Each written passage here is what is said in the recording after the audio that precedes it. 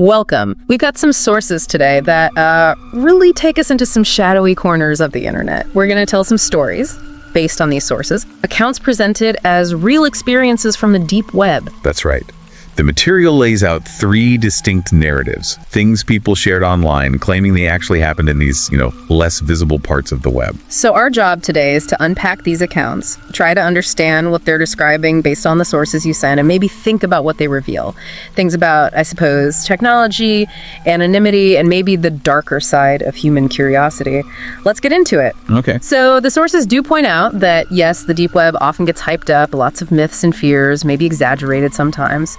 But they also say genuinely disturbing things are out there. And this first account we have seems to fit that description squarely. Yeah, this first site mentioned, according to the source, it had a name like Acid Splash, followed by just a string of numbers. Something like Acid Core Splash, 76439. Yeah. Right. And the landing page apparently had a crude logo and a slogan that's, well, it's pretty chilling. Because ugly on the inside should mean ugly on the outside. Wow. Yeah, that sets a tone, doesn't it? It really does. And the About section, according to the source, just laid it bare. It was framed as a service for revenge using acid attacks. It even used the word justice, which is deeply disturbing. And it was set up almost like a twisted business. The source mentions links for About, services, members, videos, pictures. You could apparently pay to have an attack done. And there was more, a membership fee payable in Bitcoin, which is that cryptocurrency people use to stay anonymous sometimes. Right, and that fee was apparently to get access to view the videos of the attack themselves. The description of the sample videos in the source material is just, it's graphic. They apparently started with the stalking footage. Yeah, secretly filming the victim doing totally normal things like shopping, walking home from work, that sort of thing. Then the video would cut, showing like an empty apartment.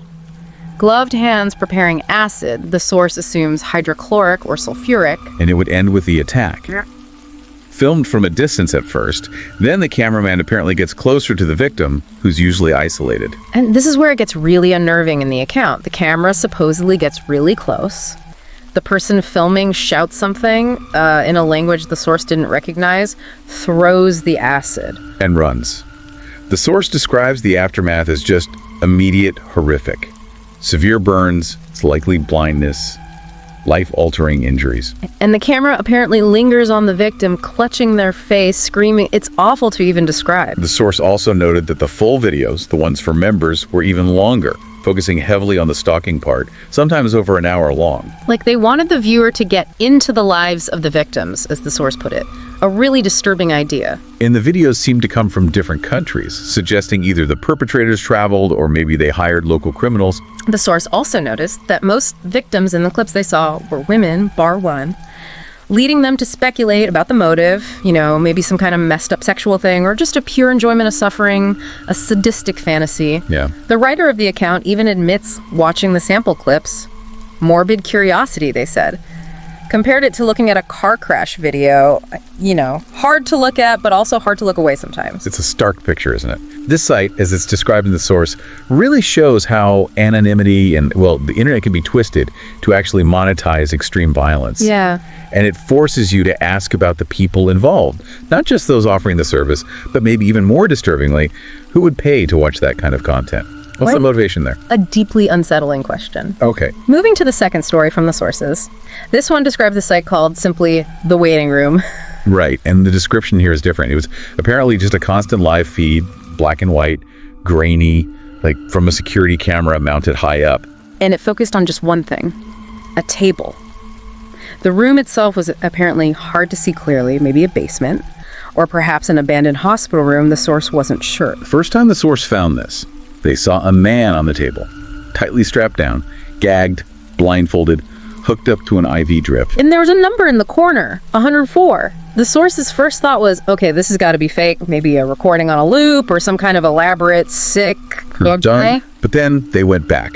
2 days later, the source says, and the number had changed to 106. And they noticed other small things.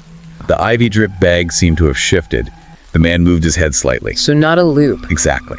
That's when the source concluded it was, in their words, 100% live. Yeah. Someone was actively maintaining this situation. That's incredibly disturbing. And it gets worse. The source checked again 3 months later. A completely different person was on the table. This time, a woman. The number suggested she'd been there for a couple of weeks already, and she was apparently still struggling, wriggling against the strap, still putting up a fight. Just relentless suffering displayed live. And the source mentioned seeing text from the site's creator too, saying they hoped to expand and have multiple streams running at the same time. Multiple streams? Oh my God. But here's another really weird, unsettling detail. They weren't charging anyone to watch this. No fee, no membership, just there. That's almost harder to understand than the acid site, the sheer banality of the image grainy black and white table versus the absolute horror of what it implied. That's right. Prolonged captivity, live suffering with no obvious financial reason for broadcasting it. It really challenges your assumptions, doesn't it? About why people do terrible things online. Maybe it's not always about money. Maybe it's something else. Voyeurism, control, pure sadism. It points towards that idea of, unseen suffering happening just out of sight, hitting corners where things like this might be playing out. Yeah. And the source's reaction to finding this site was quite profound. They just felt this overwhelming sense of gratitude for their own freedom, which you can understand. Absolutely. Okay, the third story we have from the sources is quite different again. This one's presented as a personal story, an anecdote from someone in the Netherlands. Right. Apparently this person and some friends were, they were drunk. And they decided to explore the deep web. Just for laughs, the source says. So they got Tor, the browser software that helps you access that part of the internet anonymously. Right. Bounces your connection around. And they were just clicking around, seeing what was there. And according to the account, they saw the usual stuff you hear about. Sites selling drugs, maybe hitman services. The source thought those looked pretty fake. They also found a site, apparently, where you could pay to mail someone a box full of actual shit, which the source admits they found particularly funny at the time, given their state. Drunken humor, I suppose. But then they found something else. Yeah, a site in Dutch, and it was selling pets, normal pets, like cats and dogs. Which struck them as odd, right? Mm-hmm. Why sell regular pets on the deep web? It's not exactly illegal to sell a cat. Exactly. So while they were looking, a chat window popped up, someone asking what kind of animal they were looking for. And being drunk, their first response was apparently a joke, asking to send a bunch of bitches. Oh. Something crude like that. The person on the other end told them to stop wasting time. So then they asked the real question. Why are you selling normal cats and dogs here on the deep web? And the answer they got, according to the source, was pretty blunt and chilling. Yeah, the guy apparently said the pets were stolen from their previous owners, specifically designer pets, snatched from yards when people let them out. And he sold them at a major discount. Said it was surprisingly lucrative, especially for breeds people really wanted. And he added that cats were much easier to get a hold of. So the group reacted badly, drunkenly, probably aggressively, started calling the seller an asshole. And the seller apparently responded like some sort of thug, the source says. Then Eric, one of the friends who was typing, made a threat. Something like, "Don't mess with my cat or else." Which led to this really cold reply from the seller. "Okay, I'm coming to get it and you won't catch me." Oof, that's creepy. But they just laughed it off, drunk, feeling anonymous online, thinking, what are the freaking odds this guy could actually find them or even lives nearby? They kept hassling him for a bit until he just went silent. But it wasn't over. No. About a week or so passed, the source says, Eric gets a call. His family's cat, Cubus, was missing. Oh no. They found him the next morning on the doorstep, almost totally skinned. Oh, that's horrific. Apparently the skin and fur from the tail were left, sort of like proof of identity. Just absolutely brutal. And the source speculates how. That this guy must have somehow managed to trace Eric's IP address back to the house. Yeah, figured out where they lived, maybe even identified the cat somehow, watched the house, waited until it was outside alone. Maybe he planned to just steal it originally, like the others, but decided to send this horrible message instead because they'd antagonized him. And they were left wondering, was this guy local? Or did he actually hire someone? The thought that he might live close by was, as the source put it, pretty horrifying. It's a really stark example, isn't it? How quickly an online interaction, even one started for laughs, can potentially spill into devastating real-world consequences. Anonymity isn't always protection. Exactly. And the contrast is jarring. From casually browsing a site selling pets, something mundane, to this extreme, incredibly personal act of violence and violation. The source ends that account by saying they realize then who we're messing with and just adds, sorry, Cubis. A really chilling end. Yeah, very chilling. So just to quickly bring those three accounts together from the sources, we heard about a site apparently monetizing horrific violence. The acid attacks. Then a live stream seemingly dedicated to just showcasing prolonged suffering with no clear motive like payment. But wait, Grim. And finally, a personal story where a drunken online argument allegedly led to a truly disturbing act of real-world animal cruelty and retribution. Right.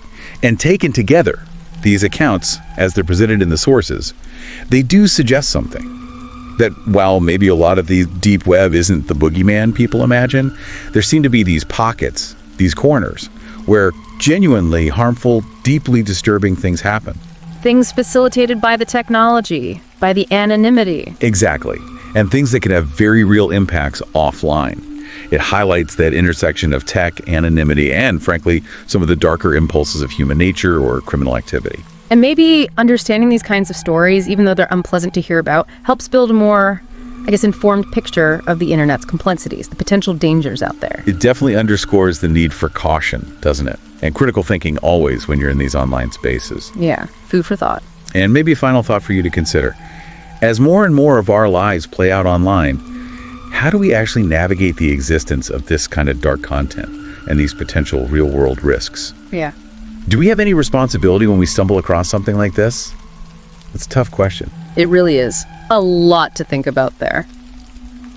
Well, thank you for bringing us these sources today. It's been quite an exploration. Important stories to tell, I think, based on the material provided. And thank you, our listeners, for joining us. If you found this deep dive valuable or perhaps just morbidly fascinating, please do consider liking this, sharing it, and subscribing to our channel, Horror Docs. Your support helps us continue exploring these kinds of accounts. And please keep sending us your sources. We rely on them for these explorations. Until next time, goodbye for now.